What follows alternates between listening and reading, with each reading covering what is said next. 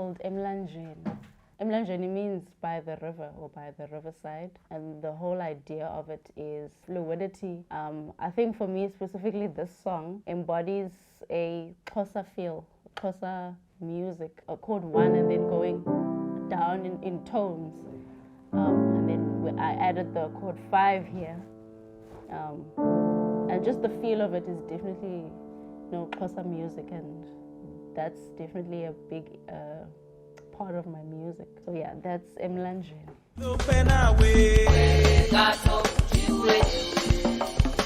Thembi Dunjana is my name. I was born in Cape Town. I grew up in a township called Xhosa. Yeah, and I've been doing music all my life. My father was a big jazz fanatic, still is anyway, and he plays the guitar, so I think that sound has always been in my mind. I've studied music. I've always loved music because it's just it was a means for me to express myself.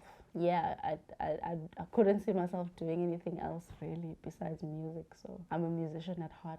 I learned music mainly through school. I started music at 9 years old in grade 4, but at that point I was playing the recorder, but that gave me a good chance to understand the harmony, to understand the theory of music. But at some point, when my teacher used to accompany me on the piano, I remember I had sheet music and it had like a recorder line and then it had a piano line. Being curious, I'd always ask myself, what is this and why does it have 2 staves of like stacked chords? Yeah, because I wasn't happy playing one line. Yeah, so I was definitely curious about that. At some point, my mother got me a keyboard, a second-hand keyboard, and I would literally just figure out the notes. At least I could read the treble clef, but the bass clef, I would read the way I was reading the treble clef. So the notes weren't matching, but sometimes they would match, so it was good enough for me. And then the following year, I told my parents that enough with the recorder. So I did piano. I started in grade 6. I was aged 10, turning 11. I went to a high school that had a good music department, and I was privileged to study jazz at varsities. And since then, I've been gigging and playing, meeting other musicians. I think from learning music, first classical and then formal jazz education, at some point there always comes that need to express yourself the way that you need to.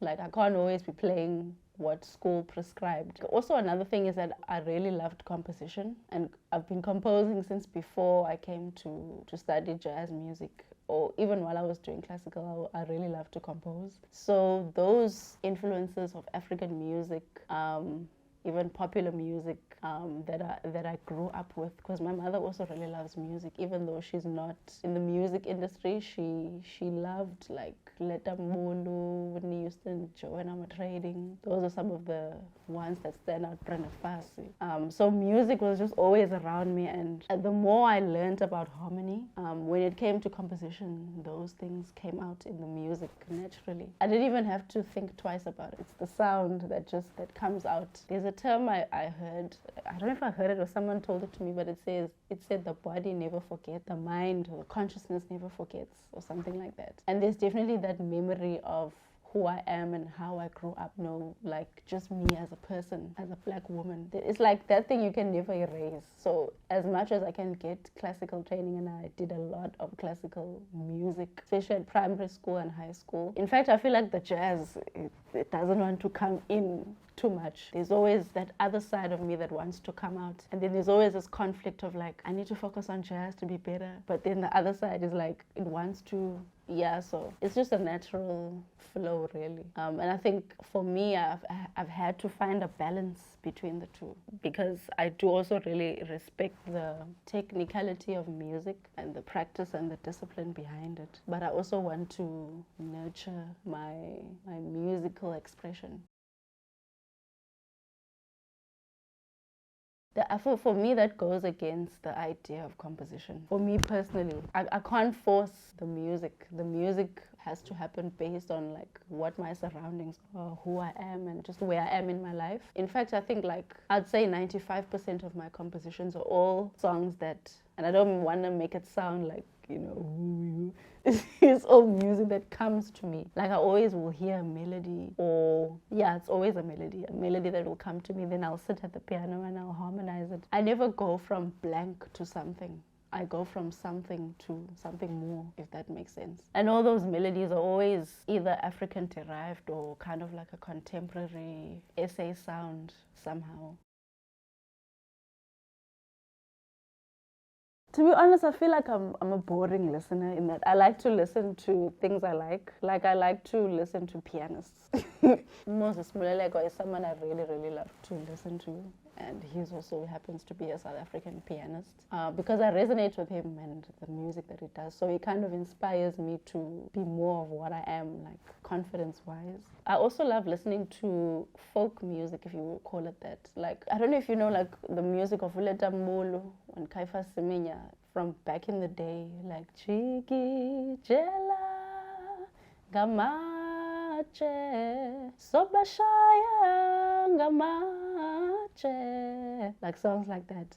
Or what's another one? Nangumdane Shelibo Itanile Yo Hai Nangumdane Shelibo Ekopukilebo. It's got like it's African, but it's got a country feel to it. I don't know how to explain that kind of music. I feel like folk would be the best word to explain it. So yeah, I like that style. I also love artists like Uthandiswa Mazwai, who did a good job at meshing like traditional Xhosa music with contemporary pop style. It's almost like they made it palatable for people, if I can put it that way. Uthandiswa Mazwai, I know is someone who influenced me a lot.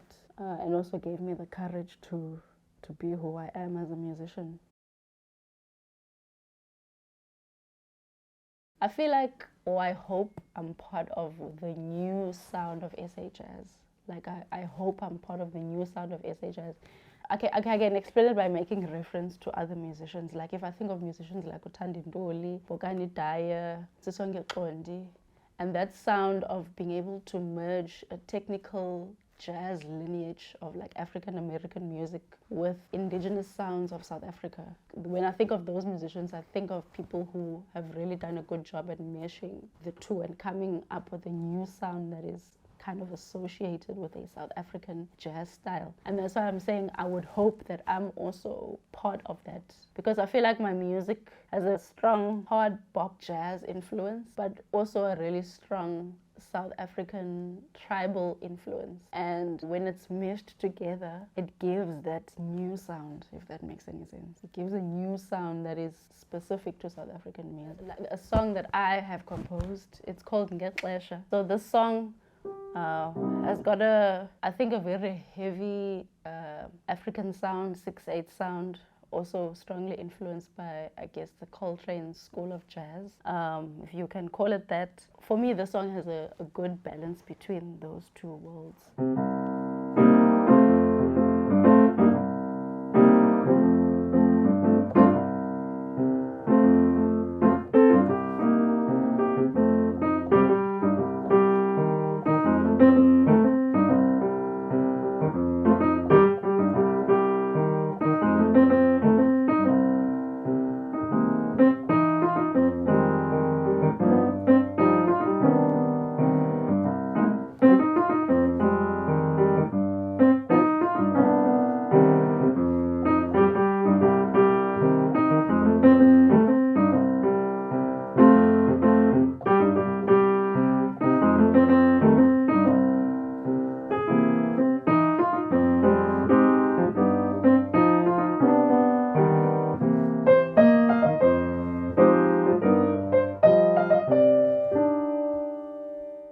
Like, for instance, people will say, oh, why must you be playing American jazz, Ndondon, when you should be checking out your own home Ndondon music, like South African tribal music and all of that. And I feel like for me that's such a division or divided way of thinking, because we are all Africans and I feel like all of our music is so interconnected. That's why we find ourselves sometimes leaning toward or Wayne Shorter, no Coltrane, because they have that thing, they're searching for that thing that we have here in Africa. And it's like the exchange of that music is because we are one people and we are connected. But on the other hand, I I can understand why someone would say that, because for a long time, like, being African or playing African music hasn't been a cool thing. You know, it was sometimes better to even play American jazz. So I can understand when someone says that, but I also think that we should embrace each other, because that's the only way we can grow and grow each other's music as well. So my debut album that I released in 2020 December is called Injatyambo, and Injatyambo means a flower or to blossom. So Injatyambo is a double disc album. Part one is me as a singer. It's more of a singer-songwriter style of approach, but part two is mainly instrumental and me focusing on my piano playing. So there's always a need for me to express both. Yeah, because I feel like sometimes I write differently for vocal as compared to instrumental music. So I just wanted to divide that just to make it clear. You can pretty much find it on all online stores: Deezer, YouTube, Apple Music, Spotify. If you type it, you should find it.